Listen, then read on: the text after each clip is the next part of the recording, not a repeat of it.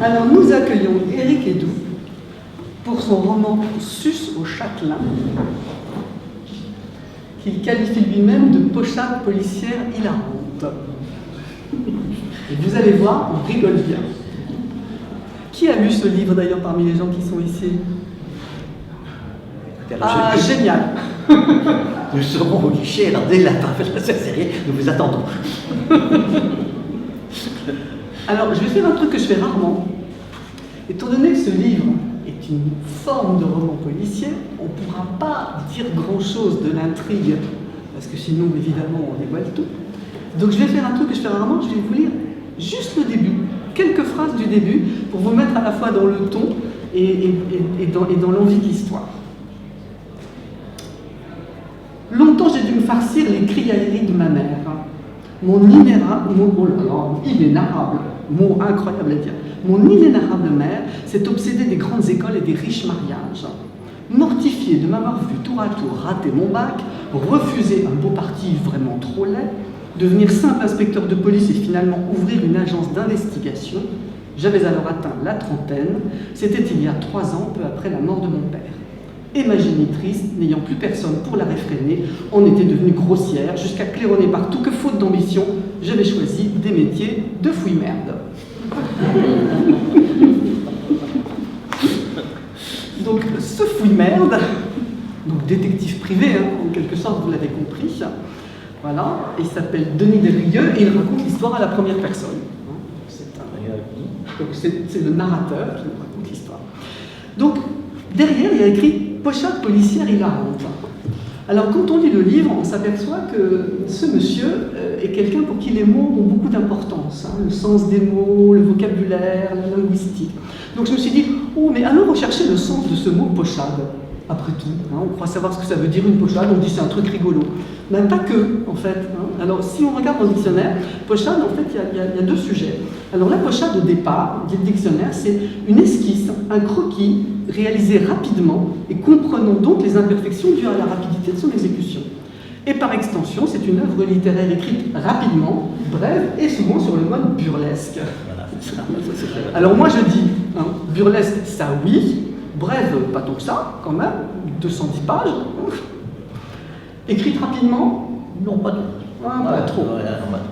Et quant aux imperfections, franchement, je ne vois pas où elles sont, parce que l'intrigue est tellement bien ficelée, on est tellement embarqué dans cette histoire qui finalement devient ce que les éditeurs actuels appellent un page turner. Je déteste ce mot, vous savez, ça veut dire on est obligé de tourner les pages pour savoir ce qui se passe, donc on est vraiment là-dedans.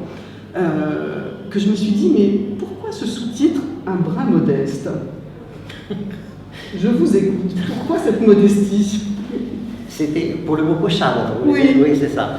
Ben, écoutez, ça me semblait très bien correspondre à ce que je voulais écrire, c'est-à-dire qu'on peut écrire une intrigue policière qui se tienne, mais en même temps être très soucieux de dévoiler de l'existence les aspects burlesques, les aspects un peu ridicules, les aspects, la prétention de certains, donc de dénoncer quelques travers, si vous voulez, en montrant que finalement des choses qui peuvent paraître infiniment sérieuses ne le sont peut-être pas tant que ça. Alors, quand même, je suis obligé de vous présenter un petit peu. Et ce monsieur n'est pas juste un écrivain de pochade policière hilarante, loin de là. Parce que ce monsieur a un CV très impressionnant, de monsieur très très sérieux. En fait, c'est un universitaire, spécialiste du monde scandinave, je vais dire ça très largement, il s'en expliquera un peu mieux. Allez, je dis en vrac, hein, et je dis pas tout, hein. Ex-attaché d'ambassade à la culture, traducteur de finnois, créateur du festival Les Boréales, et vous vivez désormais à Caen, où vous avez même créé le salon du livre. Je me trompe pas? Oui, tout à fait. Alors, qu'est-ce que j'ai oublié et qu'est-ce que vous auriez envie de dire de vous?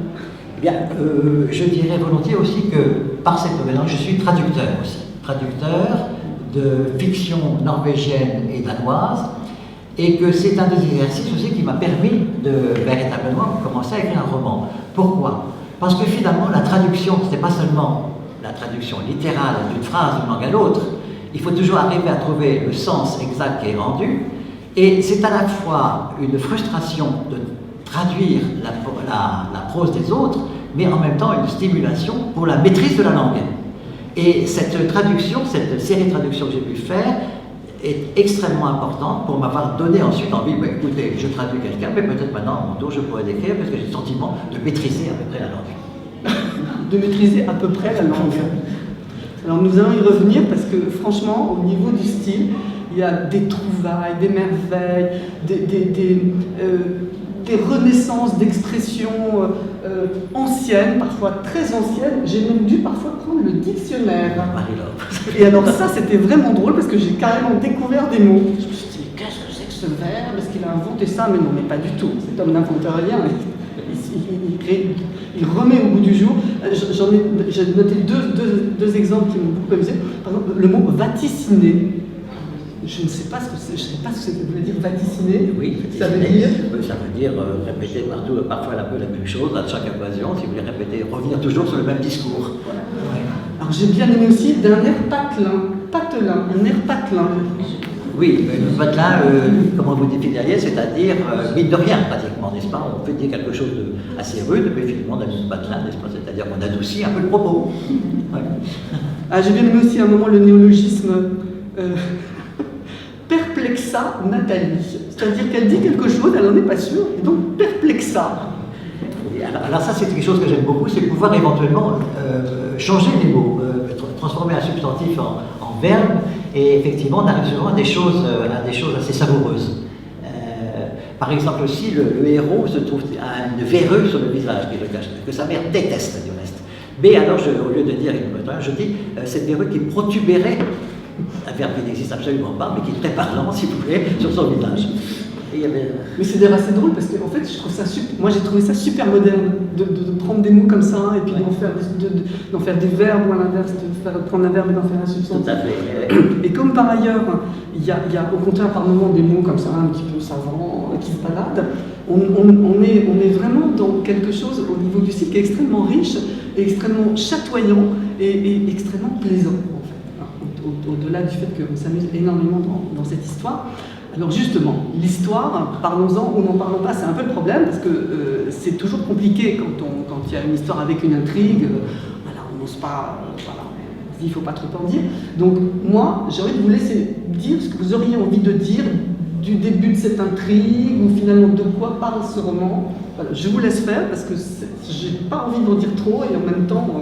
je ne voudrais pas en dire pas assez non plus. Oui, le point de départ, c'est le suivant. 20 ans après mon départ du lycée, je fais un tour un peu nostalgique dans le quartier latin. Et je remonte la rue Mouffetard, j'étais au lycée Henri IV, je remonte la rue Mouffetard et à ce moment je m'arrête, car je vois une fruitière, c'est-à-dire une marchande de 4 saisons, qui est au milieu de la rue et qui vend sa marchandise exactement comme 20 ans auparavant. Et autant vous dire que 20 ans auparavant, j'avais dehors à peu près donc 14 ans, je fantasmais comme un malade sur cette fruitière, n'est-ce pas? Et je la revois, je la retourne, et je me dis, mais mon Dieu, il faut que je lui parle, je me dise quelque chose. Je n'ose pas trop, je la tourne autour d'elle et je la vois en train de rendre sa monnaie, etc. Je m'éloigne un peu mélancolique et à ce moment, patatras, ma sautière est en train de sauter carrément, elle explose. Et je vois son visage collé contre une roue de choses, un spectacle absolument atroce. Dégoûté, je prends le taxi et je dis non mais qu'est-ce qui se passe dans le taxi? Oh c'est rien, c'est quelqu'un qui perd la tête. Mais donc, et excusez-moi, c'est un jeu de mots un peu vaseux, mais enfin ça fait toujours sympathique. Et ensuite alors, je ne peux pas laisser ce crime impuni, moi qui ai fantasmé tellement sur cette fruitière, il faut que je fasse ma propre enquête, parallèlement à la police sans doute. Et je commence mon enquête, qui va ensuite me mener, si vous voulez, dans la campagne, on verra un méchant châtelain, ensuite on verra qu'il était compromis dans une affaire atroce de délation pendant la guerre, et puis ensuite je vais en Allemagne pour rechercher des témoins, et finalement tout se terminera bien dans la mesure où le vilain châtelain va être puni, n'est-ce pas, et va être puni, et puis finalement l'enquêteur, M. Desgrieux, sera tout à fait récompensé de ses efforts, mais de manière très immorale, parce que finalement c'est lui qui va piquer le château et le prendre pour son propre compte. Bon, là vous avez l'impression que vous savez tout, en fait vous ne savez rien. Voilà, parce que bien évidemment, tout ça est beaucoup plus complexe que ça. Et c'est ça qui est génial, parce qu'il y a, comme dans tous les bons thrillers, des fausses pistes, des doubles pistes, des moments où on croit que ça y est, on a compris le truc est cousu de fil blanc, et 3 pages après on se dit ah ben non mais en fait pas du tout, j'avais pas du tout compris. Et c'est vraiment extrêmement savoureux. Et ça me tient vraiment en haleine. Moi, j'avais quand même... tout à l'heure, j'ai parlé de... On a parlé rapidement et vous avez été très discret sur le sujet de votre énorme CV de monsieur très très sérieux, comme je dis. Et moi, je me suis dit, mais comment est-ce qu'on se réveille un jour en se disant, tiens, je vais écrire une pochade policière hilarante, alors qu'on est traducteur de finnois, spécialiste des pays scandinaves, toutes choses qui d'ailleurs, par ailleurs, nous font plutôt penser à des trucs très très sérieux, parce que les pays du Nord, c'est plutôt des endroits où on a l'impression c'est pas la littérature du Sud, quoi. Hein, ça fait plutôt, voilà. Donc, qu'est-ce qui s'est passé? Bien, effectivement, j'ai écrit des livres, certains ouvrages qui sont absolument illisibles. Une histoire de la littérature norvégienne en 500 pages. Il se vend très très bien. C'est pour mieux valoriser. Une histoire de la littérature norvégienne en 500 pages que je vous recommande très vivement si vous avez envie de connaître la littérature norvégienne, mais à part ça, est un peu difficile d'accès. Et surtout, alors c'est la question de la... Je reviens sur la question de la traduction. Tout à fait. Parce que là, à ce moment-là, je vous ai dit que je pensais pouvoir marcher sur leur brisée, en quelque sorte. Et puis, voilà, c'est comme ça que je me suis dit... Mais vous auriez pu avoir envie d'écrire un roman un peu inspiré des pays du Nord, avec je sais pas quoi, des elfes et des fées, voilà. Oui. Mais c'est pas ça qui s'est passé, c'est un roman policier qui est extrêmement drôle, dans lequel, et on va y revenir, il y a des allusions assez gauloises, hein. Là on est chez nous. Donc c'était quoi? C'était une envie justement de lâcher un peu le sérieux dans lequel vous êtes... Oui, vous avez tout à fait raison. C'est-à-dire que les derniers romans que j'avais traduits, c'était des romans policiers. En particulier, un auteur norvégien qui s'appelle Jon Michelet, un nom sans doute un descendant de Huguenot, n'est-ce pas, qui avait écrit un livre qui s'appelle La femme congelée. C'est bien écrit, La femme congelée. Et La femme congelée est un sinistre recueil de drogue, de meurtres, de séries noires, etc., qui vous mettait le moral complètement à zéro. Et je n'avais aucune envie de marcher dans cette foulée, en quelque sorte. Alors je me suis dit, on va quand même faire un roman policier et on va une trame assez sérieuse, mais on montrait exactement, comme je disais tout à l'heure, qu'on peut très bien jouer sur un autre registre. Et effectivement, les romans policiers scandinaves, comme on dit, cette grande vogue qui a lieu du reste après un festival qu'on a fait, sont tous sous ce registre-là. Donc j'ai vraiment éprouvé un besoin de libérer un peu de ce côté-là et d'écrire dans ce registre. Alors justement, moi je me dis, on parlait tout à l'heure de votre style, de ces mots que vous inventez, de ces mots que vous remettez comme ça au bout du jour. Moi j'ai eu l'impression d'une espèce de San Antonio dialogué parodiable. Et franchement, ça c'est... non, ça vraiment c'est quelque chose de très fort. Par moments aussi j'ai senti Jean Dujardin dans OSS 117. C'est pour ceux qui ont vu les films. Voilà. Parce que de temps en temps il y a ça un peu comme ça chez Denis, hein, une espèce de côté un peu satisfait de lui-même, et puis très français, ça, dans l'esprit français. Et alors il y a un truc qui est particulier dans ce livre, c'est que ce livre en fait il se passe dans les années 80. Oui. Et alors ça, alors sur le moment ça surprend, parce qu'on est habitué à lire des choses qui sont soit très loin en avant, ou soit contemporaines. Et tout d'un coup on se dit tiens, les années 80, alors c'est pas si loin de nous, hein. En fait on s'en souvient relativement bien. D'ailleurs il y a un vrai plaisir, je trouve, à replonger dans ces années-là, avec le Minitel, avec les marques des voitures de l'époque, avec les flics de l'époque. Et donc moi j'aimerais bien savoir pourquoi on est dans les années 80, parce que je sens qu'il y a une vraie raison. Oui, la raison principale c'est que toute cette dispute entre le châtelain et du reste ses permis, en quelque sorte, repose sur une affaire de délation qui a eu lieu dans les années 40. Vous savez que c'est une année assez, la période de l'occupation est assez terrible sous ce rapport, le nombre de délations qu'il y a eu. Et donc il fallait que les protagonistes vivent encore au moment où j'ai fait l'action, c'est pas pour permettre de... Et c'est donc cette raison principale, un petit peu aussi le goût, si vous voulez, de recréer cette ambiance. Par exemple, l'époque où la police, par exemple, allait faire des rafles dans les rues à Saint-Denis ou autre chose, on raflait toute la rue en entière, n'est-ce pas? Et puis ensuite on interrogeait. Les prostituées, donc. Les prostituées ou les Et donc, je prends de nostalgie, bien que je ne suis pas partie prenante dans ce genre de choses. Ou bien, par exemple, le jour où la police, pour faire parler les gens, ne les frappait pas directement, mais on mettait un peu de teint sur la tête, vous savez, puis on tapait dessus. Et ça, on ne voyait aucune trace, n'est-ce pas? Et ensuite, on ne pouvait pas le voir.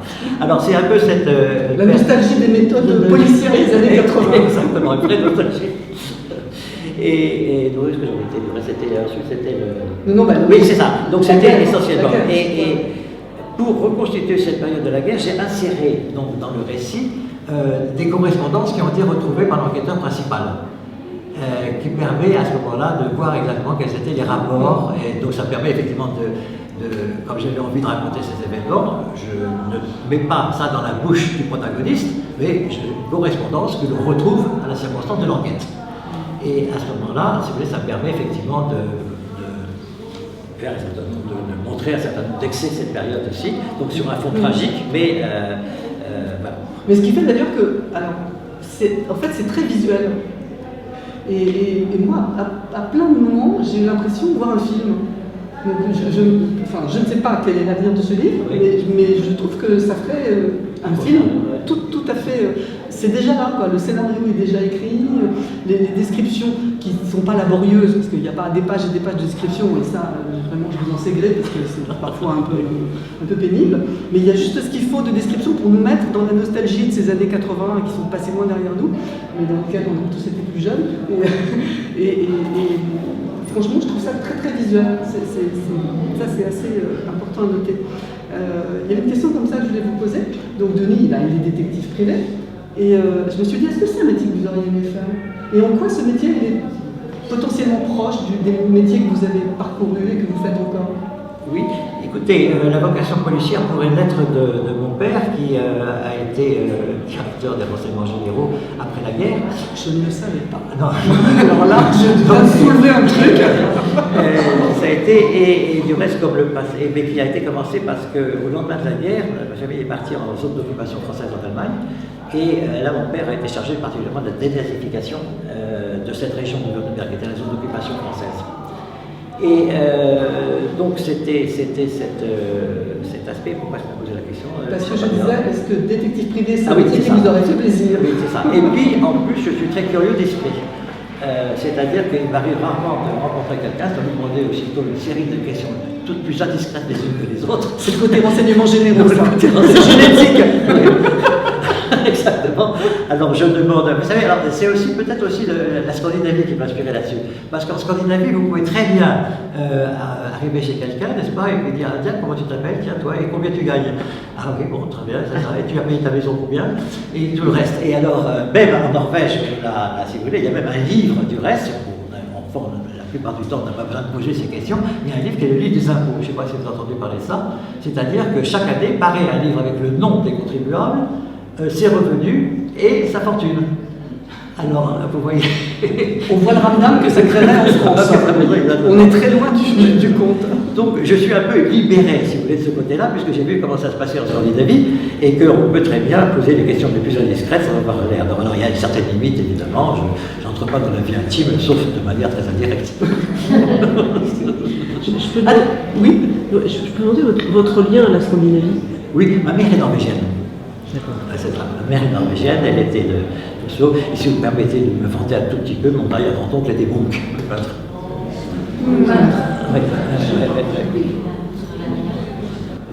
Qu'est-ce qui vous manque? L'arrière-grand-oncle. C'est mon arrière-grand-oncle. C'est un peu loin, mais je le cite quand même parce que ça fait bien dans le tableau. Sauf que vous nous dites son nom Edvard Munch. Comme il faut. Oui, et nous, on dit Munch en France. Donc je retraduis en français pour les francophones. Munch, qui a fait ce tableau qu'on connaît tous, le cri. Voilà. Et si on venait tout d'un coup à des choses très triviales, hein, maintenant qu'on sait ça de ce monsieur, on va tout d'un coup aller vers des choses très triviales.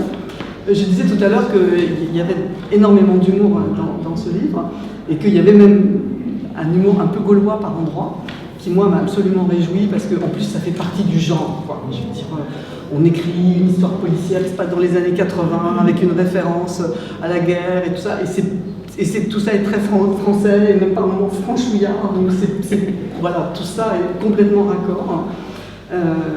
Et il y a une gourmandise de la vie dans tout ça, et quand même tout ça commence par une fruitière, hein, donc oui, voilà, le ton est donné. J'ai noté deux, endroits comme ça qui m'ont... qui sont assez frappants sur le sujet. Ah, alors ça c'est très mignon. Alors évidemment je ne dis rien de l'intrigue, hein, j'ai pris au hasard comme ça et je ne dis pas où ça se passe et pourquoi et comment. Donc à un endroit, notre détective arrive à un endroit où il fait ses investigations et il dit il ne me restait plus qu'à continuer à pied pour trouver un hôtel dans lequel s'offrit bientôt à ma vue sous l'engageante enseigne du Braillon repu. La façade en était austère, mais la patronne semblait l'être beaucoup moins. La cinquantaine épanouie, elle lisait la revue Nous Trois, qui venait d'organiser un concours de nouvelles sur le thème « Deux zizi sans zizanie ». Bon, c'est charmant. Franchement, quand on voit ce monsieur, on se dit « c'est pas lui qui a écrit ça ». Alors après, qu'est-ce qu'il m'amusait aussi? Non, parce que je vous laisserai découvrir. Ah oui, alors nous avons aussi une personne que nous allons rencontrer à un moment et qui s'appelle Tumla de son prénom, et beaucoup plus loin, SU, tréma, 2S, donc Sus de son nom de famille. Je vous laisse associer son prénom à son nom. Et bien, voilà. Quelle page cette page Oh non, je sais plus où elle est, mais ça c'est parce que je m'en souviens. Je me souviens très bien de cette Madame Sus. On n'oublie pas une fois qu'on l'a croisée. Mais c'est un prénom estonien, hein, donc là, nous sommes excusés parce que le prénom existe. Oui, un petit peu trafiqué, mais ça existe. D'accord. Il ne nous a pas tout dit. Voilà. Ah oui, alors il y a aussi une autre chose assez amusante, comme ça, c'est quand vous inventez des organismes. Ah oui. C'est-à-dire que voilà, au lieu de dire les renseignements généraux ou de donner leur véritable nom à des organismes officiels, monsieur invente. Et alors ça donne par exemple, on peut y lire qu'il a su hausser son service au niveau des meilleurs, en particulier le terrible ZOB. Z-O.B. Alors je vais prendre mon élan pour le dire parce que c'est pas du français. Sekretinov, Oficinski, Burnistenk du Burnistan. Hein? C'est effectivement une référence, approuvais-je. Le ZOB est connu pour son efficacité, notamment sa pratique de l'entrisme, mais il n'est pas toujours regardant sur les moyens. C'est même le spécialiste des coups tordus et même des coups à répétition.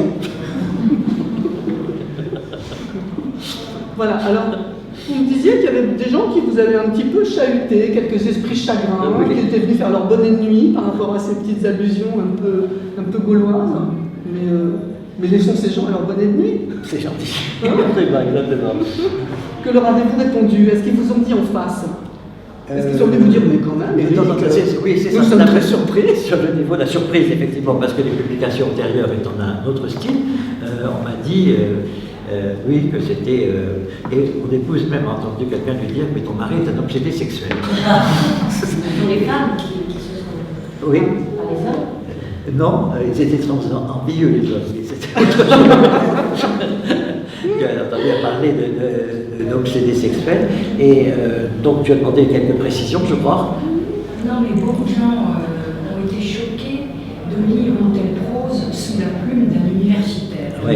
C'est incroyable, les gens sont très rigides. Et j'ai été apostrophée dans la rue par quelques-uns qui m'ont dit quand même, on est quand même très étonné que Eric ait pu écrire des choses pareilles.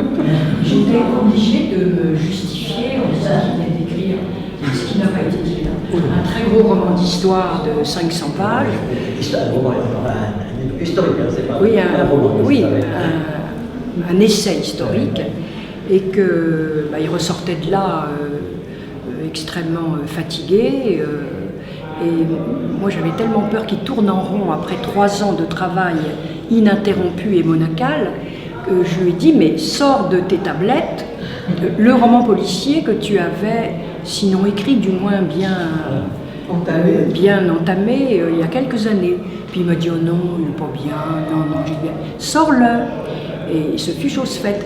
Mais pour en revenir, c'est que j'ai été assez souvent brusquée dans les rues. On me disait, mais c'est incroyable qu'il ait osé écrire des choses pareilles.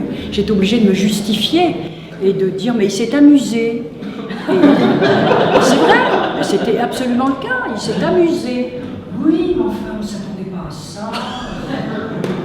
L'expression un peu vulgaire, je me suis lâché. Moi, Ah oui, oh là là, c'est super vulgaire.